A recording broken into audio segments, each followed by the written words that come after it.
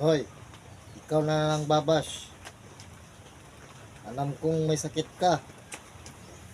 Kaya ang hilig mo magbash sa Facebook.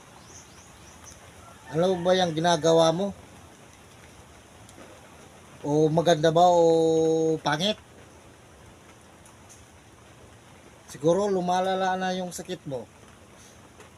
Kaya ang hilig mong magbash dyan sa Facebook. Alam nyo ba yung ganyang tao? May sakit yan.